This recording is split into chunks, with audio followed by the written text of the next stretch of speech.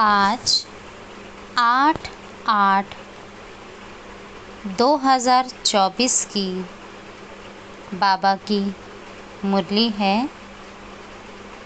मीठे बच्चे, बाप, टीचर और सतगुरु, यह 3 अक्षर याद करो तो अनेक शिफ्तें यानी विशेषताएं आ जाएंगी। मीठे बच्चे, बाप, टीचर और सतगुरु, यह 3 अक्षर याद करो तो अनेक शिफ्तें यानी विशेषताएं आ जाएंगी। प्रश्न है, किन बच्चों के हर कदम में पद्मों की कमाई जमा होती रहती है? किन बच्चों के हर कदम में पद्मों की कमाई जमा होती रहती है? उत्तर है, जो अपना हर कदम सर्विस में बढ़ाते रहते हैं। जो अपना हर कदम सर्विस में बढ़ाते रहते हैं, वही पद्मों की कमाई जमा करते हैं। अगर बाबा की सर्विस में कदम नहीं उठाएंगे तो पद्म कैसे पाएंगे? अगर बाबा की सर्विस में कदम नहीं उठाएंगे तो पद्म कैसे पाएंगे? सर्विस ही कदम में पद्म देती है। सर्विस ही कदम में पद्म देती है। इसी से पद्मा पद्मपति बनते हो। इसी से पद्मा पद्मपति बनते हो।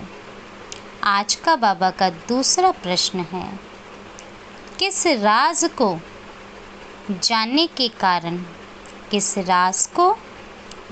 के कारण तुम बच्चे सभी के कल्याणकारी बनते हो? किस राज को जानने के कारण तुम बच्चे सभी के कल्याणकारी बनते हो? उत्तर है, बाबा ने हम बच्चों को यह राज समझाया है। बाबा ने हम बच्चों को यह राज समझाया है कि सभी की यह एक ही हट्टी है। यहाँ सबको आना ही है। यहाँ सबको आना ही है। यह बहुत गूढ़े राज है। यह बहुत गूढ़े राज है। इस राज को जानने वाले बच्चे ही सबके कल्याणकारी बनते हैं। इस राज को जानने वाले बच्चे ही सबके कल्याणकारी बनते हैं। ओम शांति। रूहानी बाप के रूहानी बच्चे यह तो हर एक जानते होंगे कि बाबा हमारा बाप भी है, टीचर भी है और सद्गुरु भी है। बच्चे जानते हैं, जानते हुए भी खड़ी खड़ी भूल जाते हैं।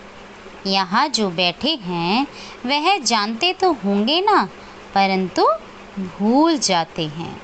दुनिया वाले तो बिल्कुल नहीं जानते।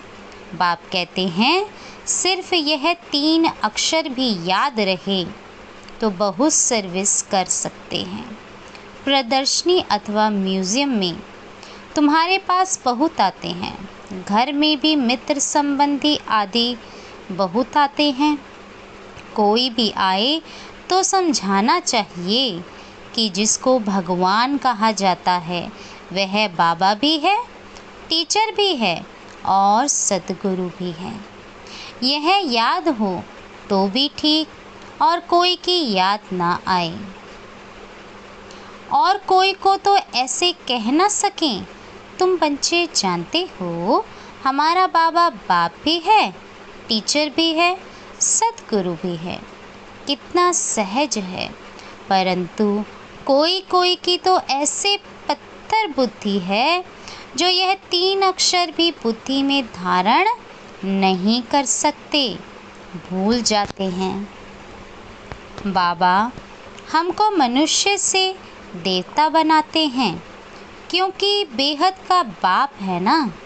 बेहद का बाप है तो ज़रूर बेहद का वर्षा ही देंगे। बेहद का वर्षा है देवताओं के पास। इतना सिर्फ याद करें तो घर में भी बहुत सर्विस कर सकते हैं, परंतु यह भी भूल जाने के कारण किसको बता नहीं सकते। घड़ी घड़ी भूल जाते हैं, क्योंकि सारे कल्प के भूले हुए हैं। अब बाप बैठ समझाते हैं। वास्तव में यह ज्ञान बहुत सिंपल है, बाकी याद की यात्रा से संपूर्ण बनना, इसमें मेहनत है। बाबा हमारा बाप भी है, शिक्षा भी देते हैं, वर्षा भी देते हैं, पवित्र भी बनाते हैं, क्योंकि पतित पावन बाप है। सिर्फ कहते हैं कि सबको यही कहो कि मुझे याद करो। बाबा की सर्विस में ज़रा भी कदम नहीं उठा तो वह फिर पदम कैसे पाएंगे। पदमपति तो सर्विस से ही बन सकते हैं। सर्विस ही कदम में पदम ले आती है। सर्विस के लिए बच्चे कहाँ कहाँ से भागते रहते हैं, कितने कदम उठाएं जाते हैं, पदम तो उन्हों को मिलेगा ना। यह भी बुद्धि कहती है पहले शूद्र को ब्राह्मण बनाना पड़े। पहले शूद्र को ब्राह्मण बनाना पड़े। ब्राह्मण ही नहीं बनाएंगे तो क्या बनेंगे। सर्विस तो चाहिए ना। बच्चों को सर्विस का समाचार भी इसलिए सुनाया जाता है कि टेम्पटेशन हो। सर्विस से ही पदम मिले हैं। सिर्फ एक बात ही सुनाओ जो दुनिया में और कोई नहीं जानते। बेहद का बाप है, परंतु बाप का कोई को पता नहीं है। सिर्फ ऐसे ही गॉडफादर कहते रहते हैं, वह टीचर है। यह तो कोई की बुद्धि में नहीं होगा। स्टूडेंट की बुद्धि में हमेशा टीचर याद रहता है। जो पूरी रीति नहीं पढ़ते हैं उनको अनपढ़ा कहा जाता है। बाबा कहते हैं हर्जा नहीं है, तुम कुछ भी ना पढ़े हुए यह तो समझ सकते हो ना कि हम भाई भाई हैं। हमारा बाप बेहद का है। बाप आते ही हैं एक धर्म की स्थापना करने, ब्रह्मा द्वारा करते हैं, परंतु लोग कुछ भी समझते नहीं हैं।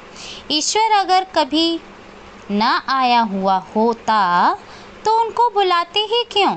ईश्वर अगर कभी ना आया हुआ होता तो उनको बुलाते ही क्यों कि हे लिबरेटर आओ, हे पतित पावन आओ। जबकि पतित पावन को याद करते हैं फिर शास्त्र क्यों पढ़ते, तीर्थों पर क्यों जाते।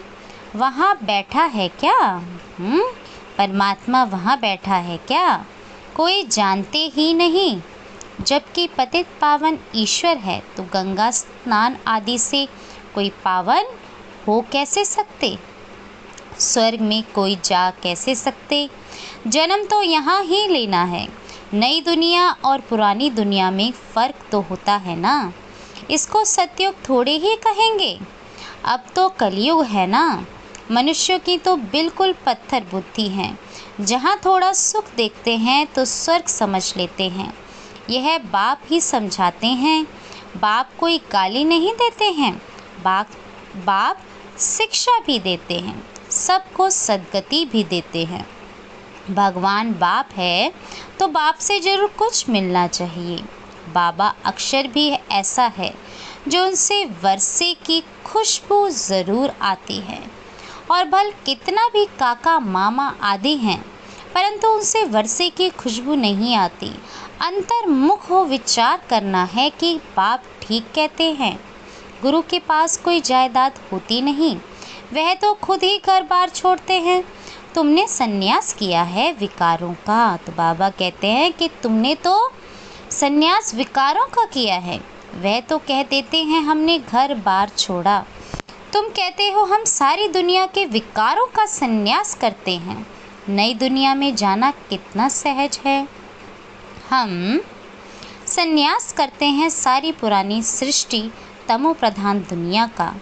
सतयुग है नई दुनिया, यह भी जानते हो। नई दुनिया थी जरूर। सब गाते हैं स्वर्ग कहा ही जाता है नई दुनिया को, परंतु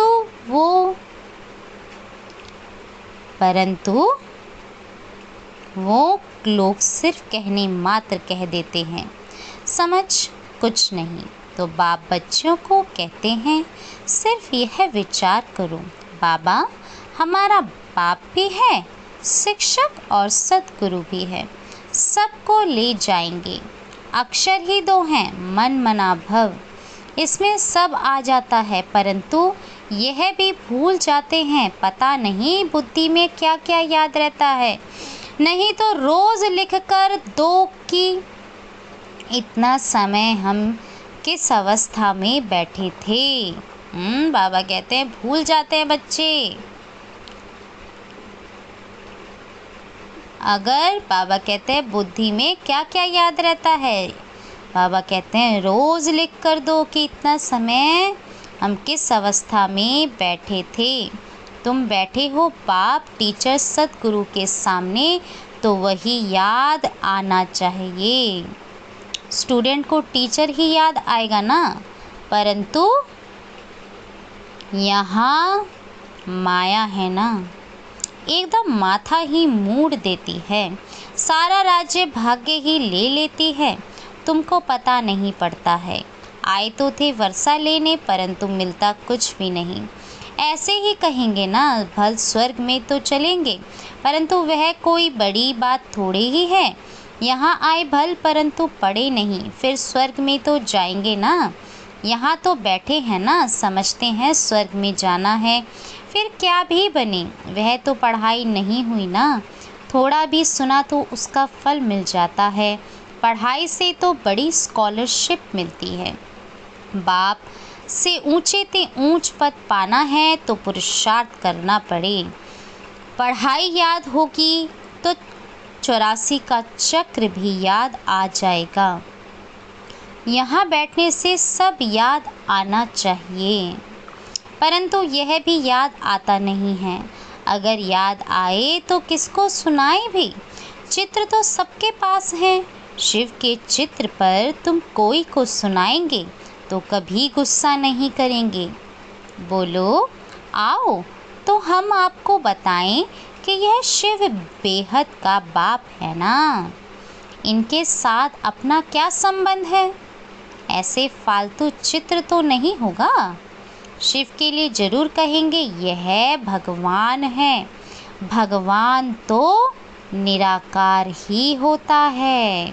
भगवान तो निराकार ही होता है। उनको बाप कहा जाता है। वह शिक्षा भी देते हैं।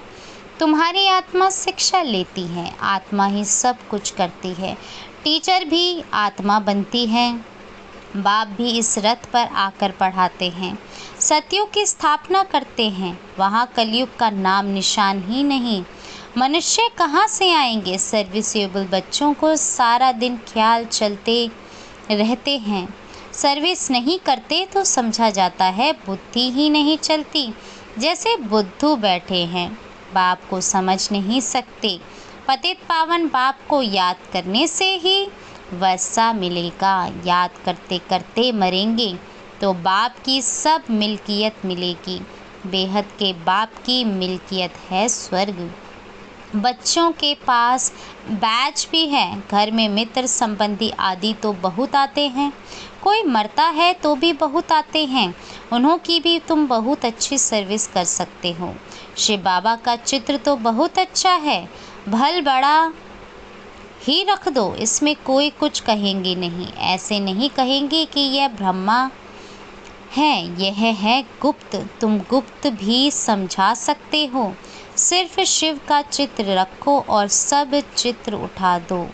यह शिव बाबा बाप टीचर सतगुरु है। यह आते हैं नई दुनिया की स्थापना करनी और संगम पर ही आते हैं। यह ज्ञान तो बुद्धि में है ना। बोलो शिव बाबा को याद करो और किसी को याद नहीं करो। शिव बाबा पतित पावन है, वह कहते हैं मुझे याद करो तो तुम मेरे साथ आकर मिलेंगे, तुम गुप्त सर्विस कर सकते हो। यह श्री लक्ष्मी नारायण इस नॉलेज से ही बने हैं। कहेंगे शिव बाबा निराकार है, वह कैसे आते हैं? अरे तुम्हारी आत्मा भी तो निराकार है, वह कैसे आती है? वह भी ऊपर से आती है ना, पाठ बजाने। यह भी बाप आकर समझाते हैं। बैल पर तो आ ना सके, बोलेगा कैसे? साधारण बूढ़े तन में आते हैं परमात्मा, साधारण बूढ़े तन में आते हैं। समझाने की भी बड़ी युक्ति चाहिए। कोई कहते तुम भक्ति नहीं करते हो, बोलो हम तो सब कुछ करते हैं। युक्ति से चलना होता है। किसको उठाने लिए सोचना चाहिए, क्या युक्ति रचें। कोई को नाराज भी नहीं करना है। गृहस्थ व्यवहार में रहते सिर्फ पवित्र रहना है। तुम कहते हो बाबा सर्विस नहीं मिलती है, अरे सर्विस तो बहुत कर सकते हो। गंगा जी पर जाकर बैठ जाओ, बोलो यह पानी में स्नान करने से क्या होगा, क्या पावन बन जाएंगे? तुम तो भगवान को कहते हो हे पतित पावन आओ, आकर पावन बनाओ। फिर वह पतित पावन है या यह? ऐसी नदियाँ तो ढेर हैं, बाप पतित पावन तो एक ही है। यह पानी की नदियाँ तो सदैव है नहीं, बाप को तो पावन बनाने के लिए आना पड़ता है। आते भी हैं पुरुषोत्तम संगम युग पर, आकर पावन बनाते हैं। वहाँ कोई पतित होता नहीं, नाम ही है स्वर्ग नई दुनिया।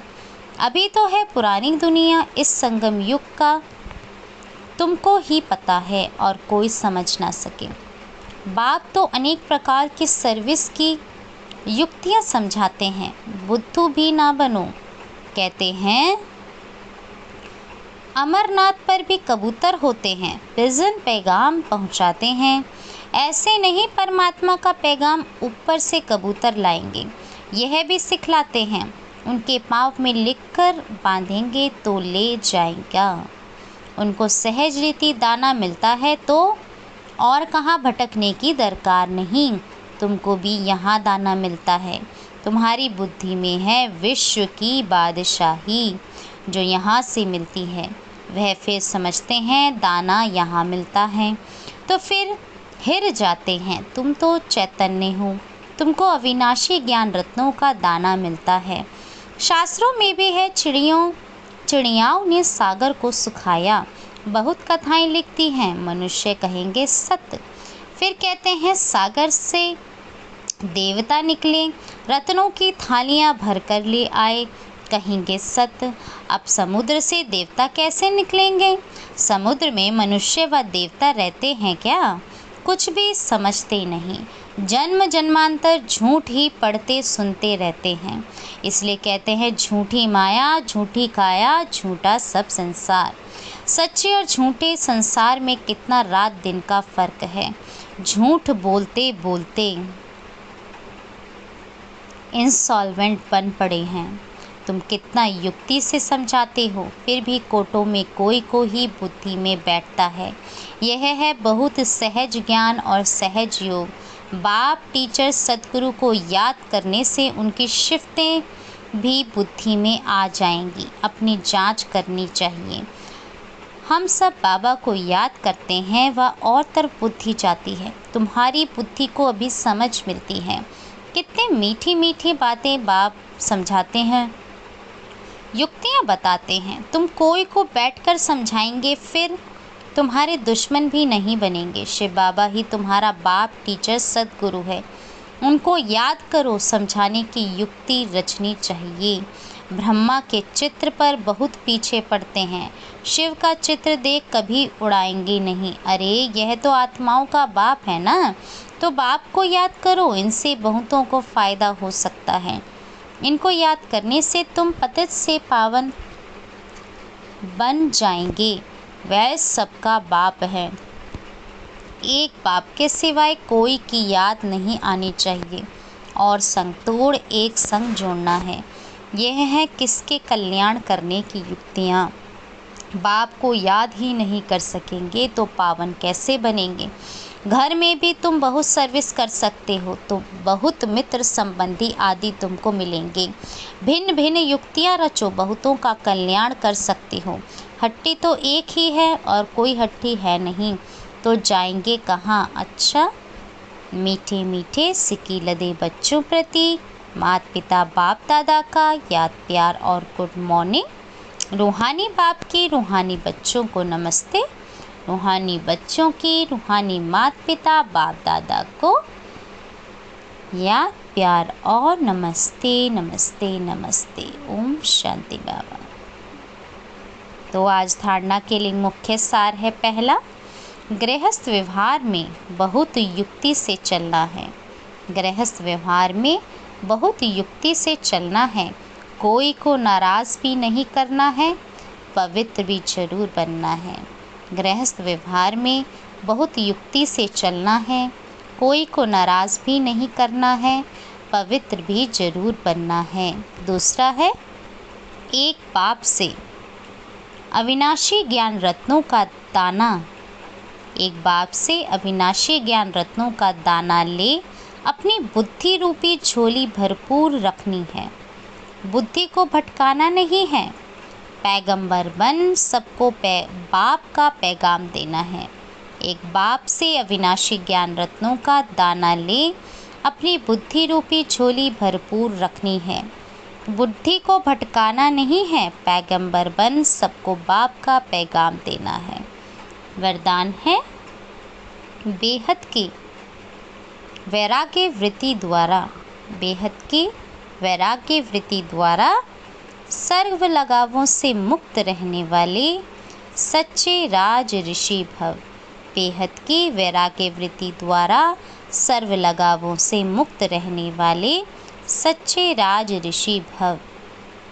विस्तार है, राज ऋषि अर्थात एक तरफ राज्य, दूसरे तरफ ऋषि अर्थात बेहद के वैरागी। अगर कहाँ भी चाहें, अपने में, चाहे व्यक्ति में, चाहे वस्तु में, कहाँ भी लगाव है तो राज ऋषि नहीं।